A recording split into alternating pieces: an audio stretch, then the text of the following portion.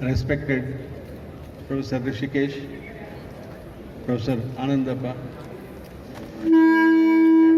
Professor Praneshwaran,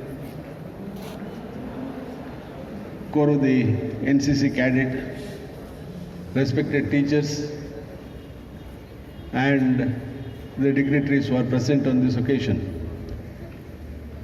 We are celebrating today the 73rd Independence Day. When we celebrate the 73rd Independence Day, at least once in a year, we should remember the great people who fought for the country and won independence for us. When we just take into consideration the freedom movement of this country, from 1900 to 1920, there was a movement which is popularly called as the movement of what we call extremists. And these people intensified the freedom movement, and they were identified as Lal, Bal and Pal. Lala Lajpat Rai, Bala Gangadhar Tilak and Bipin Chandra Pal. These were the people who fought and they wanted the British to be ousted from this country once and once for all. But then with the advent of Mahatma Gandhi in the year 1919, the moderates took the lead. And when we speak about the moderates, along with the moderates, it was a movement in itself. Along with Mahatma Gandhi, there was Pandit Jawaharlal Nehru, Sardar Vallabhai Patel, and a host of other, hundreds of them. It is just not possible to give and make a mention of these names. And India won independence thereafter. And on the 15th of August 1947, when we won independence, everyone celebrated. In Delhi, on 15th of 1947, there was a joyous occasion. In the boat club in Delhi, thousands cameras clicked. Everyone was jovial. Everyone was trying to just get into the platform and wanted the photos to be clicked with the guests of the day, Pandit Nehru and others. But then, one man was missing on that occasion. That man was responsible for fighting the country, for fighting for the independence of this country, and who was responsible in winning independence for us. But then he was not there on that occasion. He was actually living with a poor family in West Bengal, trying to improve their welfare. And he was none but Mahatma Gandhi. Mahatma Gandhi had only two dreams in his life. One was to liberate India from the British, in which he was succeeded 100% in 1947. The second was liberation of Indians from injustice, iniquity, inequality, suppression, oppression, discord. His vision of India, in his vision of India, there will be no rich class and poor class. Everyone should feel that it is his country, and there will be no injustice. Everyone has equal rights. Everyone has equal opportunities. That was the message which was spread by Mahatma Gandhi. But then, on 30th of January 1948, he was assassinated. When he was assassinated, Pandit Nehru addressed the nation from the ramparts of Delhi. When he addressed the nation from the ramparts of Delhi, he just said, India has lost her soul. True, India has lost her soul. At the end, he just said, the spirit of India, for which the great Mahatma has fought, still remain, and it should survive. And it should survive so long as India lives and survives. Now there was lots of things which are being said about Mahatma Gandhi.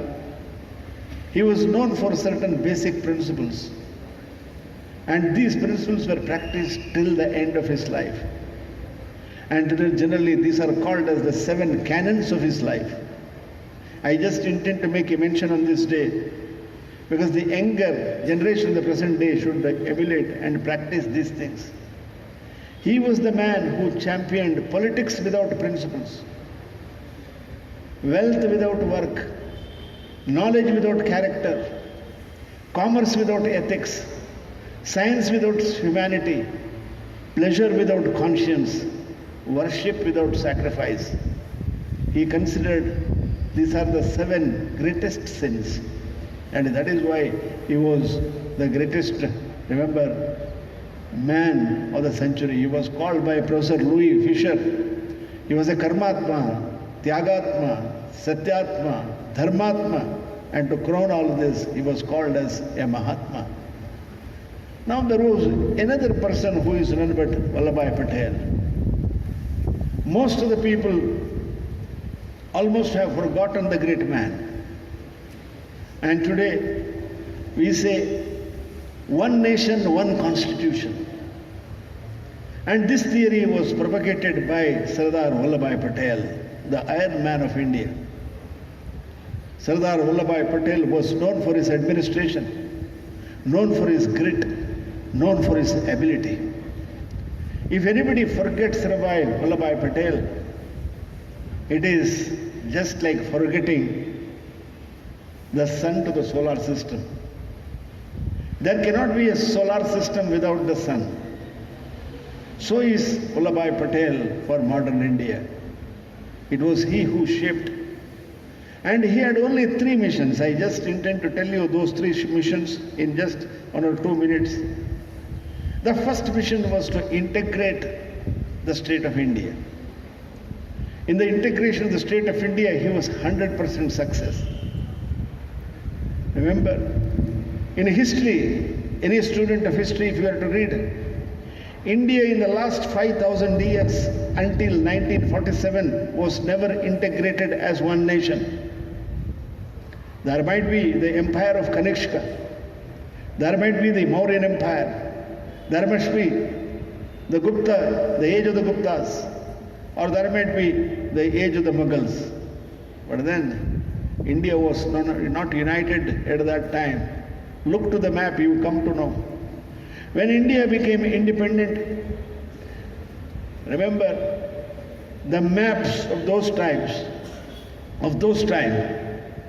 depicted 500 red dots. These 554 red dots on the Indian map actually represented the 554 rulers. And these 554 rulers of this country, local Maharajas, actually controlled 2/3 of the territory of the state of India. And only 1/3 naturally remained with the British. India got independence for only 1/3 of the territory. That is from the British. But here was a man, Sardar Vallabhai Patel. He has actually requested all the 554 states rulers to join the mainstream of India. And at his request, barring 1 or 2, all of them, they became and part of the mainstream of India. That is why the integration of India was complete and completely done by Sardar Vallabhai Patel. The second dream was integration of the state of India by requesting almost all the communities, all the castes, people of all religions into the mainstream. The Sikhs, the Buddhists, the other communities, all of them should integrate and identify as one nation. He was the man who spoke that India should be united in spirit as well as in action. And the mission was successful. And when he integrated all the princely states into the mainstream of the state of India, The Soviet General Secretary Mr. Khrushchev had visited India in 1952. When General Khrushchev visited this country, by looking to the integration of these 554 Maharajas into the state of India, he just said, here is a man who has liquidated the princely states. Here was a man who liquidated the princely states without liquidating the princes. He did not liquidate the princes, he gave them privy purse. It is unfortunate that the privy purse which was honored and given to them under the constitution was taken away by a legislation in the year 1969. Now such was the vision of the great man. And he, remember, belonged to a cultured family, a religious family. His brother was the first Speaker of the National Assembly of the State of India.